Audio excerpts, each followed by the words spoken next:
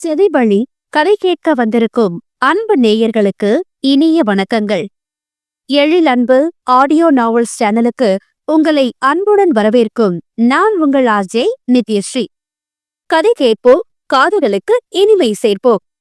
இந்த ஆடியோ நாவல் உங்களுக்கு பிடிச்சிருந்தா லைக் பண்ணுங்க, உங்க கருத்துக்களை கீழே கமெண்ட்ஸ்ல சொல்லுங்க, உங்க நண்பர்களுக்கும் ஷேர் பண்ணுங்க. நம்ம சேனலில் தொடர்ந்து கதைகளை கேட்டு மகிழ சப்ஸ்கிரைப் பண்ணிடுங்க. கூடவே பெல் பட்டனையும் தட்டி விடுங்க. இப்ப கதை கேட்கலாம் வாங்க. பூவிதழ் மலரே, எழில் அன்பு. அத்தியாயம் 9. சுவரூபா அறைக்குள் வந்தபோது குறுக்கும் நெடுக்குமாக கோபத்துடன் நடந்து கொண்டிருந்தான் ரகுநந்தன். அவனை கண்டுகொள்ளாமல் நேராக குளியலறை சென்றுவிட்டு சில நொடிகளில் வெளியே வந்தவள் நடந்து கொண்டிருந்தவனை தாண்டி தன் படுக்கையின் பக்கம் சென்றாள். ஏய் என்ற அதட்டலுடன் ரகு அழைக்க சுமா திரும்பியே பார்க்காமல் தொடர்ந்து நடக்க, ஏய் கூப்பிடுறது காதல் விழல என்று கோபத்துடன் கேட்டபடி அவளின் கையை பற்றி நிறுத்தினான். ஏன்னு கூப்பிட்டா நான் திரும்பி பார்க்க மாட்டேன்னு தெரிஞ்சோ நீங்க அப்படி கூப்பிட்டது உங்க தவறு என்று அலட்சியமாக சொன்னவளை ஆத்திரம் தாங்காமல் பார்த்தான் ரகுநந்தன். உனக்கு அவ்வளவு திமிரா போச்சா என்று ஆவேசமாக கேட்டவன் அடுத்த நொடி அவள் கையை தன்னை நோக்கி சுண்டி எழுந்தான். கணவன் இழுத்த வேகத்தில் அவனின் மார்பில் வந்து மோதியவள் சுதாரித்து விலகும் முன் அவன் கைகளுக்குள் சிறைப்பட்டிருந்தாள். என்ன செய்றீங்க, விடுங்க என்றபடி திமிரியவளை விடாமல் தன்னோடு அணைத்து அவள் தோளில் முகத்தை புதைத்தவன், இதனடி எதிர்பார்த்த, இதுக்காக தானே எங்க அம்மாவை தூண்டிவிட்டு என்ன சீக்கிரமா வீடு வர வச்ச, அப்புறம் என்ன என்று அவளின் கழுத்தில் முகத்தை புதைத்து கொண்டே ஆத்திரத்துடன் முணுமுணுத்தான். என்ன பேசுறீங்க நீங்க என்று கோபத்துடன் அவனை தள்ளிவிட முயன்றார். ஆனால் அவனின் இறைய பிடிக்கும் முன் அவளின் முயற்சி எல்லாம் தோல்வியை தழுவியது. மேலும் மேலும் அவளின் கழுத்தில் முகத்தை புதைத்து அழுந்தமாக தன் இதழ்களையும் பதிக்க ஆரம்பித்தான். மெல்ல முன்னேறி அவளின் கீழ் உதட்டை தன் அதரங்களுக்குள் இழுத்து கொண்டான். அவனின் செயலில் முழுக்க முழுக்க கோபம் மட்டுமே இருந்தது. அவளின் மென்மையான உதடு தீப்பற்றியது போல எரிந்தது. அதற்கு மேல் தாங்க முடியாதவள் தன்னுடைய பலத்தை எல்லாம் திரண்டி, விடுங்க விடுங்க என்றவனை பிடித்து தள்ளிவிட தளர்ந்து பின்னால் லேசாக தள்ளாடி நிலையாக நிமிர்ந்து நின்றார். சி, இவ்வளவுதான நீங்க என்று சுபா ஆவேசத்துடன் கத்த, என்னடி பெரிய நல்லவ மாதிரி பேசுற, இதைத்தானே நான் செய்யணும்னு எதிர்பார்த்த, இப்ப என்னவோ நீ நல்லவ மாதிரியோ நான் வில்லன் மாதிரி பிகேவ் பண்ற என்று இகழ்ச்சியாக கேட்டான். நான் இதை எதிர்பார்த்தனா, முட்டாள் மாதிரி பேசாதீங்க. அவள் முகத்தை சுளிக்க, ஆமடி எங்க அம்மா மூலமா நேக்கா காய் நகர்த்துற நீ புத்திசாலிதான். உன் தந்திரத்தை கண்டுபிடிச்சன்னா முட்டாளா, அப்படியே அடிச்சு பல்லெல்லாம் பேத்துருவேன் என் துப்பள்ளி என்று பல்லை கடித்துக் கொண்டு வார்த்தைகளை துப்பினான். என்ன நடந்ததுனே தெரியாம நீதான் அவனை கற்பனை பண்ணிக்கிட்டு அதுக்கு என்ன காரண கர்த்தாவா ஆக்குன உங்களை முட்டாள்னு சொல்லாம புத்திசாலி நான் சொல்ல முடியும் என்று நக்கலாக கேட்டாள் சுவரூபா. கற்பனை பண்றனா, உன்னை பத்தி எனக்கு தெரியாதுன்னு நினைச்சியா? 18 வயசுலயே என் பின்னாடி அலைஞ்சவதான நீ, இப்ப என்னவோ ஒண்ணுமே தெரியாதவ போல பேசுற என்று இடக்காக கேட்டவனை அலுப்புடன் பார்த்தாள். அந்த வயசுல ஏதோ ஈர்ப்புனால அப்படி முட்டாள்தனம் பண்ணிட்டேன். அதுக்காக நான் வருத்தப்படாத நாளே இல்ல. அதே இன்னும் எத்தனை வருஷத்துக்கு குத்தி குத்தி காட்டுவீங்க என்று எரிச்சலுடன் கேட்டாள். அந்த ஈர்ப்பு இப்பவும் நீ தொடரும் போது என்னால எப்படி குத்தி காட்டாம இருக்க முடியும் என்று அலட்சியமாக தோளை கொழுக்கியபடி கேட்டான். உங்களை நான் முட்டாள்னு சொல்றதுல தப்பு இல்ல என்று வெடுக்கென்று சொல்லிவிட்டு திரும்பி நடந்தவளை கையை பட்டென்று பிடித்து நிறுத்தினான். இன்னொரு முறை முட்டாள்னு சொன்ன அடிச்சு மூஞ்சி முகரையெல்லாம் பேத்துருவேன். ஏற்கனவே உன் மூஞ்சி கோணலாதான் இருக்கு, அப்புறம் பார்க்க இன்னும் சகிக்காது என்று கோபத்துடன் உருவினான். நீங்க அடிக்க கை வாங்குறவரை நான் பார்த்துட்டு சும்மா இருப்பேன் நினைச்சீங்களா என்று அவளும் கோபத்தில் கத்த இருவரும் சண்டை கோழிகளாக சிலிர்த்து கொண்டிருந்தனர். என்னடி பண்ணுவ உன்னால என்ன என்ன பண்ண முடியும்? மிஞ்சி மிஞ்சி போனா எங்க அம்மா கிட்ட போய் கோல் முட்டுவ. அதானே உனக்கு தெரியும். என் கூட படுக்க இப்படி தூது கால் பிடிக்கிறியே, உனக்கு வெக்கமா இல்ல? நீ எல்லாம் டீச்சர்னு வெளியே சொல்லிக்காத. அசிங்கமா இருக்கு. சீ என்று அவன் அருவருப்பாக முகத்தை சுளிக்க, மீண்டும் அவனால் காயப்பட்டு போனாள் சுபரூபா.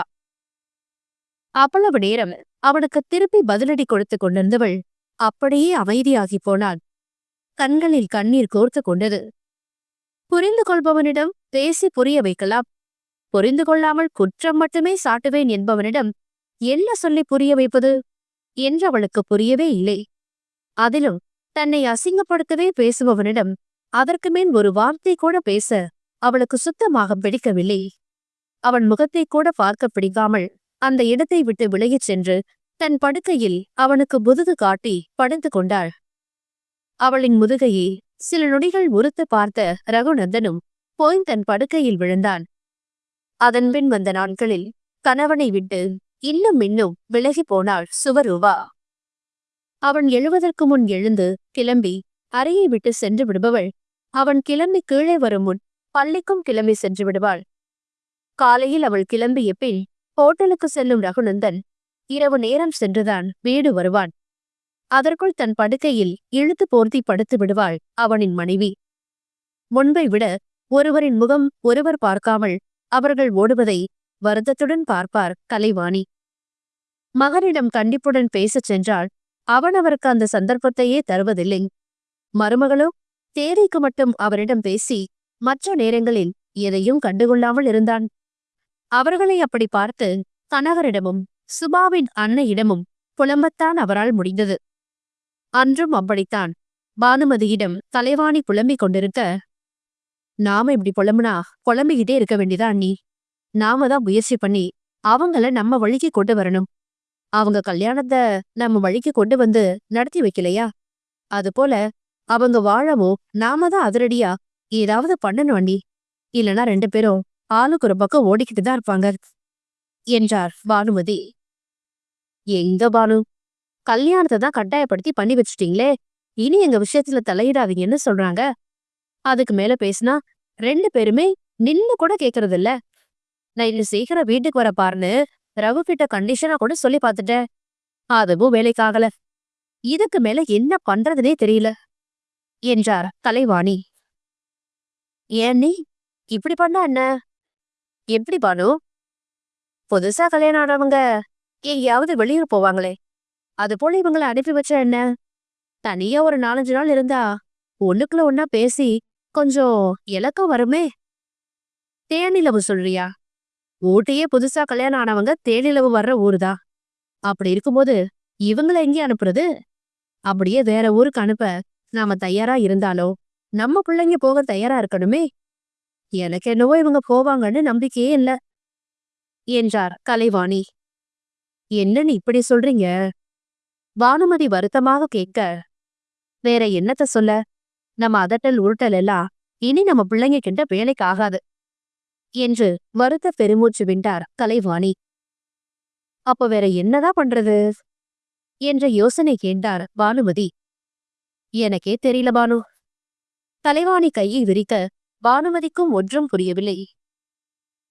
மதிய வேலை அது. ஆண்கள் மட்டும் இல்லாது சுபரூபாவும் தங்கள் வேலையை பார்க்க சென்றிருந்தனர். அன்னையுடன் சிறிது நேரம் பேசிவிட்டு செல்லலாம் என்று அங்கே வந்திருந்தார் பானுமதி. இருவரும் வீட்டு வரவேற்பறையில் அமர்ந்து தங்கள் பிள்ளைகளின் வாழ்க்கையை எப்படி நேர்படுத்துவது என்று புலம்பி தீர்த்து வேறு வழி தெரியாமல் தளர்ந்து அமர்ந்திருந்தனர். அப்போது பானுமதியின் கைபேசி ஒலி எழுப்ப யார் என்று எடுத்து பார்த்தார். அவரின் மூத்த மகள் சித்ரப்பிரியா அழைத்துக் கொண்டிருந்தாள். சித்ரா பேசுறா நீ என்று அவரிடம் சொல்லிவிட்டு அழைப்பை ஏற்று பேச ஆரம்பித்தார். மகள் மருமகன் பேரன் நலத்தை விசாரித்துவிட்டு அப்படியே அவளின் மாமியார் மாமனார் பற்றியும் விசாரித்தார். இங்க எல்லாரும் நல்லாதான் இருக்கோம்மா. நீ எப்படி இருக்க? அத்தை வீட்டுல எல்லாரும் எப்படி இருக்காங்க? சுபா என்ன சொல்றா என்று விசாரித்தாள் சித்ரா. இப்ப நான் அத்தை வீட்டுல தான் இருக்கேன் சித்ரா. உன் தங்கச்சிய பத்தி என்ன சொல்ல? நல்ல வாழ்க்கை கிடைச்சோ வாழாம எங்களெல்லாம் ஒரு வழி ஆக்கிட்டு இருக்கா. எங்க யாருக்கும் இங்க நிம்மதியே இல்ல. இதுல எங்க இருந்து நாங்க நல்லா இருக்கிறது என்று மூத்த மகளிடம் புலம்பி தீர்த்தார் பானுமதி. கல்யாணம் அப்பவே அவளும் ரகுவும் அப்படித்தனமா இருந்தாங்க. கொஞ்ச நாள் போனா எல்லாம் சரியாயிடும் என்று சித்ரா அன்னையை சமாதானம் செய்ய, எங்க சரியாவது என்று அலுப்புடன் சொன்னவர் சற்றுமுன் கலைவாணியும் அவரும் பேசியதை சொல்லி புலம்பினார். அவங்க 2 பேரும் வெளியூர் தானே போகணும். பேசாம எங்க வீட்டுக்கு அனுப்பி வைங்கம்மா. உன் தங்கச்சி என்ன நம்ம வீட்டு விருந்துக்கு வரவே இல்லைன்னு என் மாமியார் வேற 2-3 முறை கேட்டாங்க. அவங்க 2 பேருமே முட்டிக்கிட்டு இருக்கப்ப எங்க வீட்டுக்கெல்லாம் விருந்துக்கு வருவாங்களான்னு தயக்கத்துலதான் பேசாம இருந்தேன். இப்ப விருந்த சாக்கா வச்சு அவங்க தனியா வந்து போகட்டும். நான் இங்கேயே ஒரு 2 நாள் அவங்கள பிடிச்சு வைக்க முடியுதான்னு பாக்குறேன் என்றாள் சித்ரபிரியா. நல்ல யோசனை சொல்ற சித்ரா என்றாக மகிழ்ந்து போனார் பானுமதி. கலைவாணி அவர் முகத்தை ஆர்வமாக பார்க்க அவரிடம் விஷயத்தை சொல்ல அவருக்கும் ஒரு வழி கிடைத்துவிட்ட மகிழ்ச்சிதான். அந்த திட்டத்தை மூவரும் பேசி முடித்து அன்றே செயல்படுத்த முடிவெடுத்தனர். அன்று மாலை இளைய மகள் வரும் வரை அங்கேயே காத்திருந்த பானுமதி தானே மகளிடம் பேச தயாராக இருந்தார். வேலை முடிந்து அலுத்து போய் வந்த சுவரூபா அன்னையை கண்டதும், வாமா, எப்ப வந்த என்று விசாரித்தாள். நான் மதியத்திலிருந்து இங்கதான் இருக்கேன்டி. நீ போய் முகம் கழுவிட்டு வா, கொஞ்ச நேரம் பேசிட்டு இருக்கலாம் என்றார். என்ன பேசப் போகிறார் என்ற சந்தேகத்துடன் அன்னையை பார்த்துவிட்டு அங்கிருந்து சென்றாள். வேறு உடைக்கு மாறி அவள் கீழே வந்தபோது குளிருக்கு இதமாக தேநீர் காத்திருந்தது. அதை எடுத்து குடித்தபடி அன்னையே பேசட்டும் என்பது போல் அமைதியாக இருந்தாள். அவளின் எதிரே அமர்ந்திருந்த கலைவாணியும் பானுமதியும் ஒருவரை ஒருவர் பார்த்து கொண்டனர். பேசு என்பது போல் கலைவாணி ஜாடை காட்ட பானுமதி இசைவாக தலையசைத்தார். அவர்களை கவனித்த சுபரூபாவிற்கு மீண்டும் தன்னை ஏதோ சிக்கலில் மாட்டிவிடப் போகிறார்களோ என்றுதான் தோன்றியது. மதியம் அக்கா போன் பண்ணா சுபா என்று மெல்ல பேச்சை ஆரம்பித்தார் பானுமதி. அப்படியா, எப்படி இருக்காளா? அஸ்வின் குட்டி எப்படி இருக்கா என்று கேட்டார். எல்லாரும் நல்லா இருக்காங்க. அக்கா பேசினப்போ அஸ்வின் ஸ்கூல் போயிருந்தா சொன்னா. அவன் வீட்டுக்கு வந்து வீட்டுப்பாடெல்லாம் முடிச்ச பிறகு திரும்பி நைட்டு பேசுறேன்னு சொல்லிருக்கா. அப்புறம் அக்கா அவங்கிட்ட ஒரு விஷயம் சொல்ல சொன்னா என்றார். இது ஏதோ வரப்போகிறது என்று நினைத்தபடி இறுகிய குரலில், என்னவா என்றாள். கல்யாணம் முடிஞ்சு இத்தனை நாள் ஆன பிறகும் நீயும் ரகுமும் அவ வீட்டுக்கு விருந்துக்கு வரவே இல்லையா? ஏன் வரலன்னா அவ மாமியார் அவளை கேள்வி கேட்டு கொடையிறாங்களாம். அதான் எப்ப எங்க வீட்டுக்கு வருவான்னு சுபா கிட்ட கேட்டு சொல்லுவான்னு சொன்னா. அவ கேட்டதும் நியாயம்தானே. ரகு வேலை இருக்குன்னு எந்த சொந்தக்காரங்க வீட்டு விருந்துக்கும் போக முடியலன்னு சொல்லிட்டான். ஆனா சித்ரா வீட்டை அப்படி தள்ள முடியாதே. அவளோட சொந்த தங்கச்சி விருந்துக்கு வரலனா அவளுக்கு கஷ்டமா தானே இருக்கும் என்றார் நயமாக. ஏ, அவளுக்கு இங்க உள்ள சூழ்நிலை தெரியாதா என்று இடக்காக கேட்டாள் சுபா. இப்படி பேசினா என்னடி அர்த்தம் என்று பானுமதி குரலை உயர்த்த, டென்ஷன் ஆகாம அமைதியா பேசு பானு என்றார் கலைவாணி. டென்ஷன் ஆகாம எப்படி இருக்க சொல்றீங்க நீ? சின்ன பிள்ளைக்கு சொல்ற மாதிரி எடுத்து சொல்லிக்கிட்டு இருக்க. எடக்கா பேசிட்டு இருக்கா பாருங்க என்று ஆதங்கமாக கேட்டார் பானுமதி. நீயும் தான் கொஞ்சம் பொறுமையா பேசு சுபா. பானு அப்படி உன்கிட்ட என்ன கேட்டா? உன் அக்கா வீட்டு விருந்துக்கு போகத்தானே சொன்னா. இது நடைமுறையில இருக்கிறது தானே என்று கலைவாணி கேட்க, இங்க எல்லாம் நடைமுறைப்படியா நடக்குது என்று தனக்குள் முனகிக் கொண்டவள், என்னத்த நீங்களும் அம்மா மாதிரி புரியாம பேசிட்டு இருக்கீங்க? விருந்துக்கு போக சொன்னா நான் மட்டுமா போக முடியும்?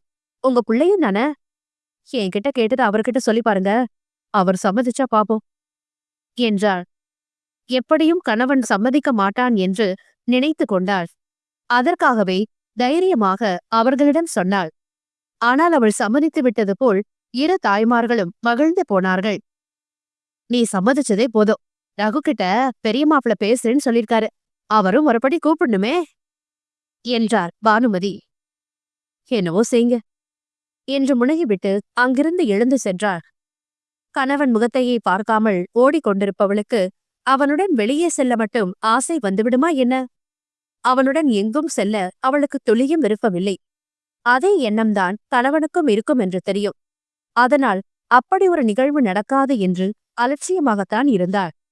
ஆனால் நடந்ததோ வேறு. அன்று இரவு வழக்கத்தை விட விரைவிலேயே வீடு வந்து சேர்ந்தான் ரகுநந்தன். அப்போது இரவு உணவு வேளையாக இருக்க குடும்பத்தினருடன் அவனும் சேர்ந்து கொண்டான். நானே சொன்னா கூட சீக்கிரம் வீட்டுக்கு வர முடியாதுன்னு சொன்ன, இன்னைக்கு என்ன தம்பி அதிசயமா இருக்கு என்று நீட்டி முழங்கி கேட்டார் கலைவாணி. கொஞ்சம் பேசணுமா, அதான். மகன் சொல்ல, யாருகிட்ட என்ற அன்னை இடக்காக கேட்க, தெருவுல போறவங்கிட்ட என்றான் கடுப்புடன். அவனை ஏன் டென்ஷன் பண்றவாணி என்று அதட்டிய நன்மாறன், என்ன விஷயம் தம்பி என்ற மகனிடம் கேட்டார்.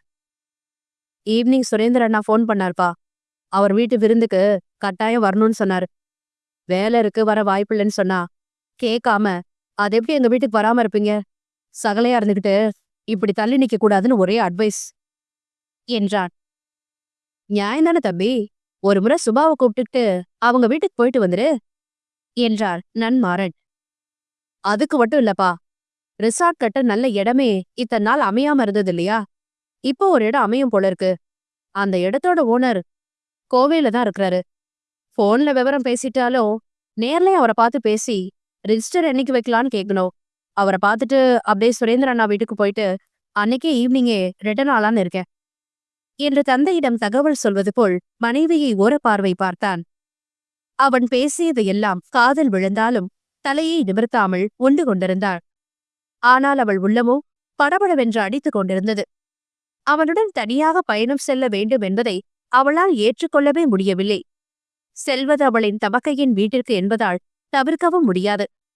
விரைந்து சாப்பிட்டு முடித்து எழுந்து கொண்டவள் அறைக்கு செல்ல பின்னாலேயே வந்த ரகுநந்தன், அங்க வச்சு நான் சொன்னது காதல் விழுந்தது தானே, இந்த வாரம் சனிக்கிழமை போகணும், தயாரா இரு என்று மனைவிக்கு தகவலாக சொல்லிவிட்டு விலகிச் சென்றான். அத்தியாயம் 10. ஊட்டி மலையிலிருந்து அடிவாரத்தை நோக்கி இறங்கிக் கொண்டிருந்தது அந்த கார். காலை பனியின் தாக்கம் கார் கண்ணாடியில் பதிந்து புகை மூட்டமாய் தெரிய அதையே பின் இருக்கையில் அமர்ந்து வந்த சுபரூபா வெறித்து பார்த்து கொண்டு வந்தாள். காரை செலுத்திக் கொண்டிருந்த அவளின் கணவன் ரகுநந்தனோ சாலையில் மட்டும் வெகுவாக கவனத்தை வைத்திருந்தான். காருக்குள் பெரும் அமைதி நிலவியது. புதிதாக மணமுடித்த தம்பதிகள் போல் இல்லாமல் இருவரும் அறியாத அந்நிய நபர்கள் போல் பயணித்தனர். கணவனுடன் ஒரே காரில் பயணிப்பது அவளுக்கு மூச்சு முட்டும் உணர்வை தந்து கொண்டிருந்தது. காயப்படுத்தியவனை விட காயப்பட்டவளுக்கு வலி அதிகம் என்பதால் சுவரூபாவால் இயல்பாகவே இருக்க முடியவில்லை. ஆனால் காயத்தை தந்தவனும் எதை பற்றியும் கவலைப்பட்டது போல் தெரியவில்லை. எந்த தயக்கமும் தடுமாற்றமும் கூட இல்லை. இவ்வளவு ஏல் மனைவி என்ற ஒருத்தி தன்னுடன் பயணம் செய்கிறாள் என்பது போல் கூட காட்டிக் கொள்ளவில்லை. தனியாக பயணிப்பவன் போல் பாவனை காட்டினான் அவன். வீட்டிலிருந்து கிளம்பி 1 மணி நேரம் ஆன பிறகும் அதே மௌனம்தான் அவர்களுக்குள் நிலவியது. கொண்டை ஊசி வளைவுகளில் காரை இலகுவாக வளைத்து திருப்பிச் செலுத்திக் கொண்டிருந்தார் ரகுநந்தர். கொண்டை ஊசி வளைவு வரும்போதெல்லாம் சுபாவின் இதயம் படக்கென்று துடிக்க ஆரம்பிக்கும். அதை தாண்டியதும் சீராக துடிக்கும். ஊட்டியிலேயே பிறந்து வளர்ந்தவள்தான் என்றாலும் கூட அதீத வளைவுகளை கண்டாலே இயல்பாக அவளுக்குள் சிறு பயம் துளிர்க்கும். இப்போதும் அதுவே அவளுள் நிகழ்ந்து கொண்டிருந்தது. கடினமான வளைவுகளில் எல்லாம் சில நேரம் கண்களை மூடிக்கொள்வாள். அப்படி ஒருமுறை அவள் கண்களை மூடிய போது தன்முன் இருந்த கண்ணாடி வழியாக அவளை கண்டு கொண்டான் ரகுநந்தன்.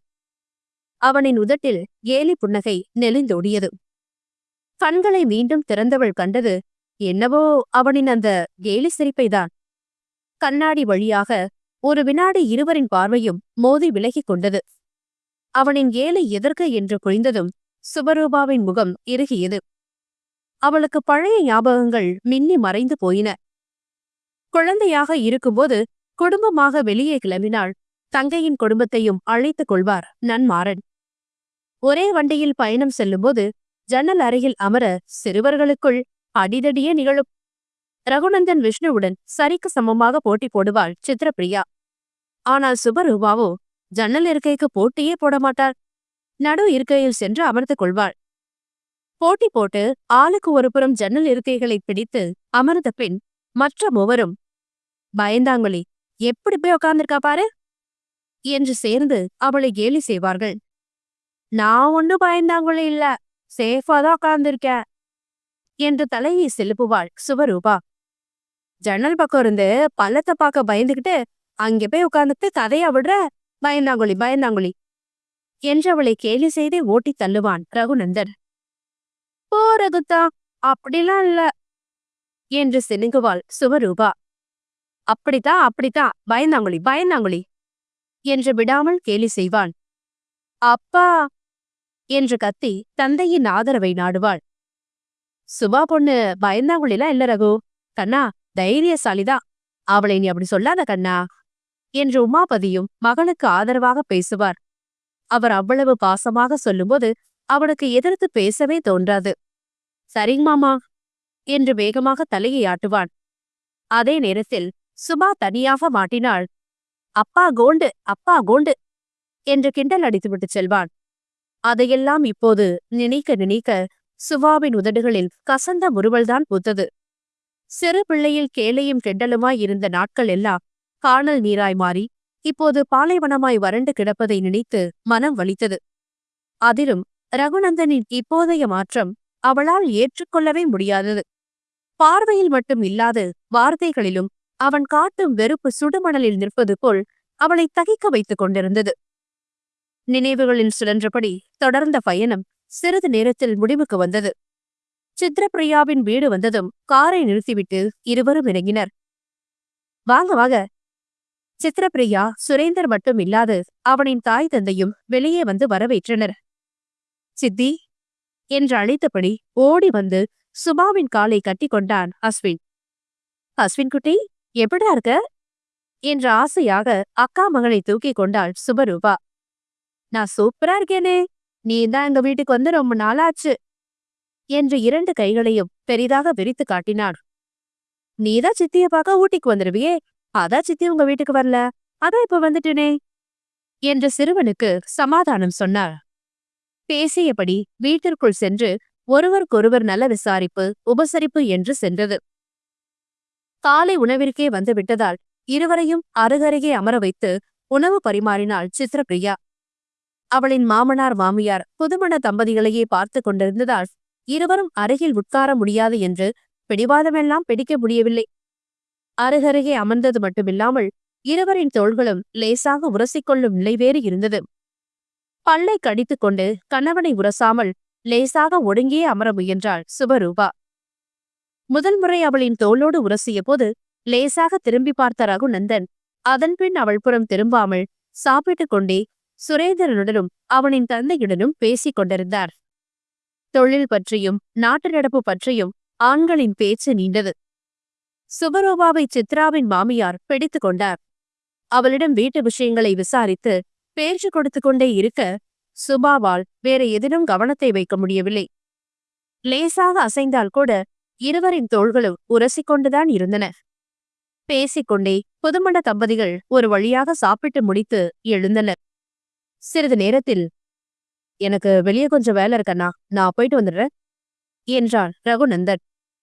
என்ன ரகு, விருந்துக்கு வந்துட்டு வெளியே போனா எப்படி என்று சுரேந்தர் கேட்க, அதான் சொன்னேன் அண்ணா, ரிசார்ட் கட்டுற பிளான்ல இருக்கேன்னு. அதுக்கு ஒரு இடம் அமைது, அது சம்பந்தமா இடத்தோட ஓனரை பார்த்து பேசிட்டு மத்தியானம் வந்துருவேன். அண்ணா வீட்டு விருந்த மிஸ் பண்ணுவேனா என்று சிரித்துக்கொண்டே அவனை சமாளித்தான் ரகுநந்தன். மாப்பிள்ள சார் விருந்துக்காகவா வந்திருக்காருன்னு நினைச்சீங்க?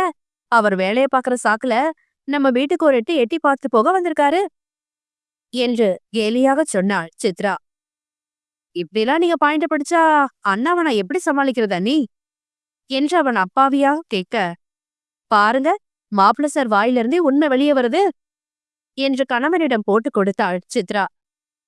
தம்பி சார் பிசினஸ் மேன் இல்லையா, அதான் அவருடைய வியாபார தந்திரத்தை நம்ம கிட்ட காட்டுறார் போல இருக்கு என்ற சுரேந்தரும் மனைவியுடன் சேர்ந்து அவனை கேலி செய்ய, அண்ணா என்று சரண்டரானவன் போல் கையை தூக்க அனைவரும் சிரித்து விட்டனர் சுபாவை தவிர.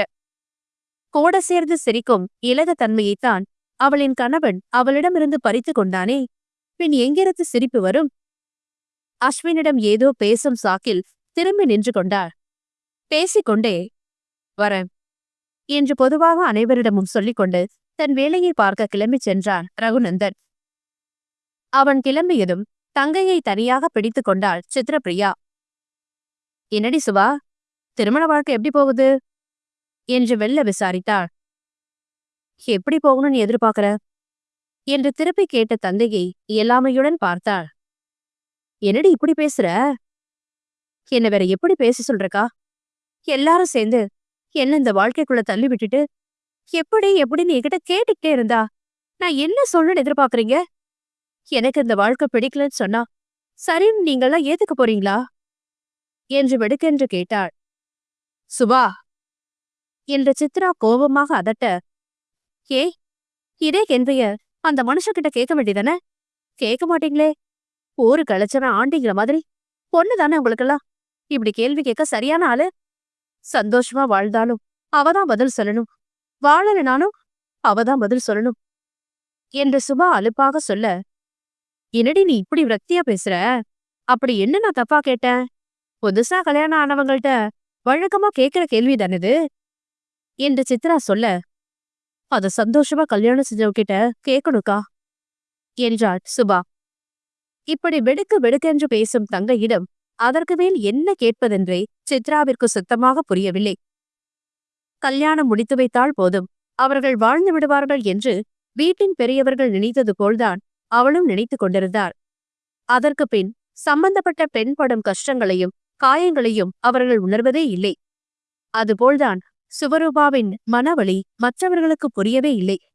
புரிந்து கொள்ளாமல் கேள்வி மேல் கேள்வி கேட்பவர்கள் மேல் அவளுக்கு கோபம்தான் வந்தது. தன் கோபத்தை யாரின் மேலும் காட்டக்கூடாது என்று அமைதியாக இருந்தாலும் அவளை பேச தூண்டுபவர்களை அவளும் என்ன செய்வாள்? அதிலும் வீட்டு பெரியவர்களிடம் காட்ட முடியாத கோபத்தை உடன் பிறந்தவளிடம் உரிமையாக காட்ட முடிந்தது. அவளின் கோபத்தை முன்னிட்டு சித்ரா அதன் பின் தங்கையிடம் எந்த கேள்வியும் கேட்கவில்லை. அவளின் மாமியார் மதிய விருந்தை சபைக்கு அழைத்துவிட அதற்கு மேல் பேச வாய்ப்பும் இல்லாமல் போனது. சுபரூபாவிற்கு அஸ்வினுடன் நேரம் சென்றது. மதிய விருந்தும் தயாராகி முடிய அதே நேரத்தில் வெளியே சாரல் விழ ஆரம்பித்திருந்தது. காலையில் அவர்கள் ஊட்டியிலிருந்து கிளம்பும் போதே சிறு சிறு மழைத்துளிகள் விழுந்து கொண்டுதான் இருந்தன. மேகமும் பனியும் மழை துளிகளும் மாறி மாறி வந்து கொண்டிருக்கும் போதே மலையை விட்டு கீழே இறங்கியிருந்தனர். இப்போது கோவையிலும் தூறல் விழ ஆரம்பித்திருந்தது. மதிய வேளை போல் இல்லாமல் மேகங்கள் கூடி இருட்டிக் கொண்டிருந்தது. தூறல் விழுது, பெரிய மழை வேற வரும் போல இருக்கே. இன்னும் உன் புருஷனை காணமே சுபா என்று சித்ரா கவலையாக கேட்க, கார்ல தானே போயிருக்காங்க, வருவாங்க என்று அக்கறை இல்லாமல் சொன்ன தங்கையை முறைத்தாள். புருஷன் இன்னும் வீடு வந்து சேரலன்னு கவலை இருக்காடி உனக்கு என்று திட்டினாள். இப்ப என்ன, என் புருஷனை காணோம்னு கண்ணை கசக்குமானா? இப்ப என்ன, என் புருஷனை காணோம்னு கண்ணை கசக்கணுமானா? எப்ப இருந்து இப்படி வெடுக்கு வெடுக்குன்னு பேச கத்துக்கிட்ட? நீ பழைய சுபாவே இல்ல, ரொம்ப மாறிட்டடி என்று வருத்தப்பட்டாள் சித்ரா. அதற்கும் ஏதாவது சொல்ல வேண்டும் போல் சுபாவின் வாய் துருதுருத்தது. ஆனால் ஏற்கனவே வருந்தவர்களிடம் எதுவும் பேச விருப்பமற்று அமைதியானாள். பேசினால் துடுக்காக பேசி விடுவதும் இல்லையென்றால் பேசாமல் மௌனம் சாதிப்பதுமாக அவளின் இயல்பு மாறி போனதை அவளே அவதானித்துதான் இருந்தாள். பழைய சுபாவை தேடினால் அவளுக்கே கிடைக்க மாட்டார். அந்த சுபாவை அவளே பார்க்க விரும்பவில்லை என்பதுதான் உண்மை. பழைய சுபாவை நினைக்கும் போதெல்லாம் ரகுநந்தன் பின்னால் கிறுக்குத்தனமாக சுற்றிய நாட்கள்தான் அவள் நினைவில் வரும். அதை சொல்லி காட்டியே இன்னும் அவன் அவளை குத்தி காட்டும்போது எங்கிருந்து பழைய நினைவுகளை விரும்புவாள்? அவள் அப்படியே யோசனையில் ஆழ்ந்துவிட வெளியே பெரிய மழை கொட்ட ஆரம்பித்திருந்தது. அவளின் சிந்தனையை கலைப்பது போல், ரகுவுக்கு போன் போட்ட எடுக்கல சித்தோ என்ற சுரேந்தரின் குரல் கேட்டது. மழையில சிக்னல் கிடைக்கலையோ என்னவோ, எதுக்கும் ஏன் போன்ல போட்டு பாருங்க என்றாள் சித்ரா. இதுலயே லைன் கிடைக்கல. முயற்சித்து பார்த்துவிட்டு உதட்டை பிதுக்கினான். இப்ப என்ன செய்யறதுங்க என்று சித்ரா கேட்க சுரேந்தர் அதற்கு ஏதோ சொல்லிக் கொண்டிருந்தான். அவர்கள்தான் கவலையாக இருந்தார்களே தவிர கவலைப்பட வேண்டியவளோ மூன்றாம் மனுஷியாய் வேடிக்கை பார்த்து கொண்டிருந்தார். உன் போன்ல இருந்து போட்டு பாருண்டி போன என்று யாரோ போல் அமர்ந்திருந்த தங்கையை அதட்டினாள் சித்ரா. எனக்கு மட்டும் எப்படி லைன் கிடைக்கும் என்று முனகினாலும் அவர்களுக்காக நம்பிக்கை இல்லாமலே கணவனுக்கு அழைத்தாள். அவளின் நேரமாக அழைப்புச் சென்றது. எடுத்து பேசினாள். என்ன பேசுவது என்று ஒரு நொடி அவளிடம் பதற்றம் வந்து அமர்ந்து கொண்டது. என்னடி என்று தங்கையின் முகம் பார்த்து சித்ரா கேட்க, லைன் போகுது என்று முணுமுணுத்தாள். பேசி பேசு, எங்க இருக்காரு, எப்ப வீட்டுக்கு வர்றாருன்னு கேளு என்று அவள் தூண்டிக் கொண்டிருந்த போதே அந்த பக்கம் அழைப்பு ஏற்கப்பட்டது. ஹலோ, யாரு என்று அவனின் கனத்த குரல் அவளின் செவியை தீண்டியது. யார் யார் என்று சொல்வாள்? மனைவியின் கைபேசி எண்ணே கணவனுக்கு தெரியவில்லை. அவனுடன் வாழ சொல்லி தன்னை உந்தி தள்ளுகிறார்களே என்றுதான் கசப்புடன் அவளுக்கு அந்த நொடி தோன்றியது. ஹலோ ஹலோ, யாருங்க என்று அவள் அமைதியை அடுத்து அவனின் குரல் உயர்ந்து ஒலிக்க, வீட்டுக்கு எப்போ வரீங்க என்று மெல்ல கேட்டார். அதிலேயே அவளின் குரலை அடையாளம் கண்டு கொண்டவன், நீயா என்றவன், இன்னும் 1 மணி நேரத்துல வந்துருவன் என்று சொல்லிவிட்டு உடனே அழைப்பை துண்டித்து விட்டார். என்ன சுபா, ரகு பேசினாரா என்று சித்ரா விசாரிக்க, இன்னும் 1 மணி நேரத்துல வீட்டுக்கு வந்துருவாராம் என்று தகவல் சொன்னாள். இப்பே மணி 1:30 ஆச்சு. அப்போ ரகு வர 2:30 ஆயிடுமா?